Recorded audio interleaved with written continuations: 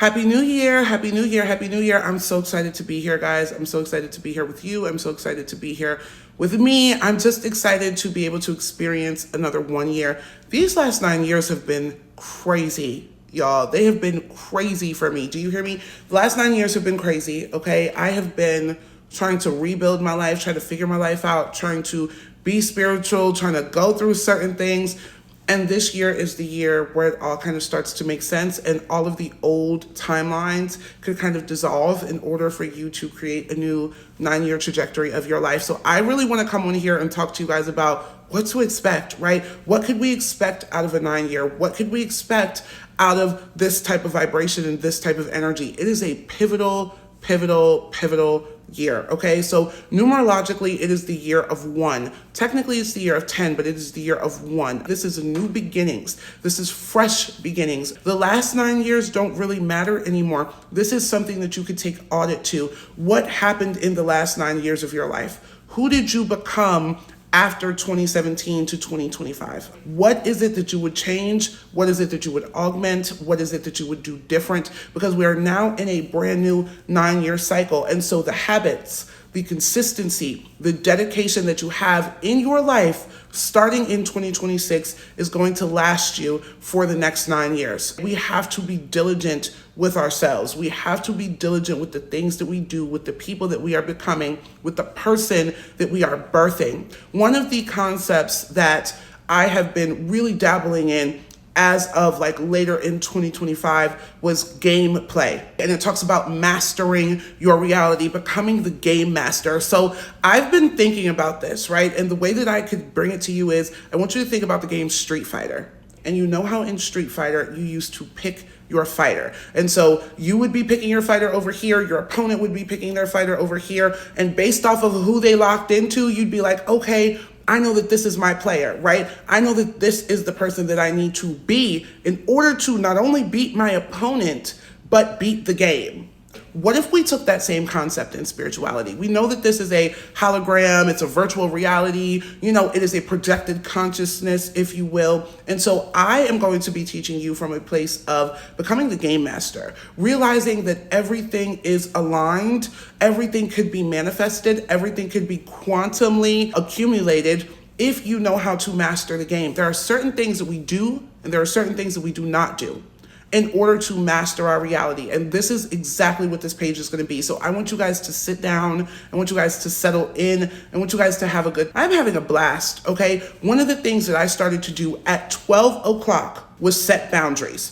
I have been so lax in setting boundaries for the past 9 years because I love people, right? And it's a part of my trauma. I lost my parents. I lost 2 best friends in this 9-year cycle, and they physically passed away. This wasn't like I cut them off, okay? So loss is not unfamiliar to me. And because of that, I had trauma with being left, right? I had trauma with, I need to keep these people in my life because I don't have family to lean on. My best friends have passed away. I'm trying to build these relationships, but some stuff is just not for you. Some stuff is just not for you. And it's okay to leave the BS behind in order to preserve yourself. If I could give you the name of my gameplay this year, it would be self-preservation. And every single thing that I'm doing and every partnership that I enter into, everything is done to preserve myself. Everything is done to make sure that my cup is never empty. Everything that I do from this moment forward, from 12 a.m. on January 1st, 2026 for the next 9 years, is to realize how to be good to myself. And it takes time, right? It takes practice. It takes dedication. But when we decide that we are good enough for our gameplay, for the life that we're manifesting, for the things that we're wanting to do, for the person that we're wanting to become, it becomes easier.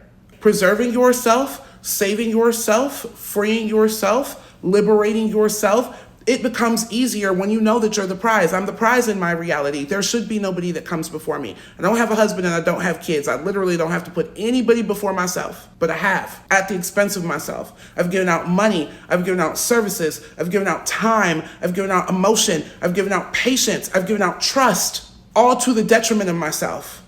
Because after I gave it out, I made sure that everybody else was good and I was left empty, right? I was left broken and I had to fix myself. I spent my life fixing people. I spent my life healing people. I spent my life pouring into people. The last 4 cycles, no more, no more. If you don't pour into me, I don't pour into you. If you don't call me, I don't call you. You know, I cussed out people at midnight because it was people that knew that they did me wrong, and you're wishing me a happy new year and telling me you love me. Are you okay? You don't love me because you hurt me, and you didn't even acknowledge that you hurt me. You let it go, stopped talking to me, and then doubled back on New Year's like an old ex, like you thought that this was gonna be okay. It was never gonna be okay. And verbatim, those are the text messages that I sent out. Don't contact me. And before you even got a chance to rebuttal, I blocked you, because those are the habits that I'm making. Right? Self-preservation is a lifestyle. It means that I will never let somebody in my life, I can't tell them what to do in theirs, but in my life, you will never be more important than me, okay? And when you constantly wound me, and when you purposely hurt me, and when you do things that try to sabotage my growth, you gotta cut it out like cancer. And that is what 2026 is for me. It's me reclaiming myself.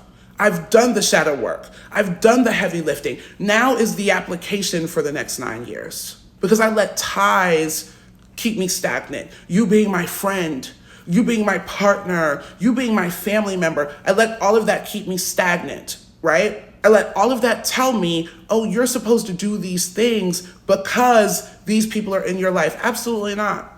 I treat you how you treat me, period. Nothing more, nothing less. You get the energy that you give. And if I don't like the energy that you're giving me, I'm blocking you on contact. You will never have access to this energy again.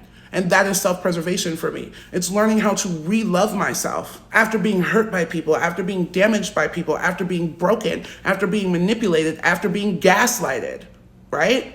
2026 is the year that you take your power back, but you could only do that if you are ready to stop giving yourself the excuse. See, I was the type of person that used to make excuses for people. Oh, this person went through trauma. Oh, this person didn't learn how to properly articulate. Oh, this person is avoidant. It's because they went through things. I went through things too and never made an excuse for myself. And you know what else? People never allowed me to have an excuse. I was the very first person in any of my friend groups to lose a parent. I was the very first person in any of my friend groups to go through homelessness.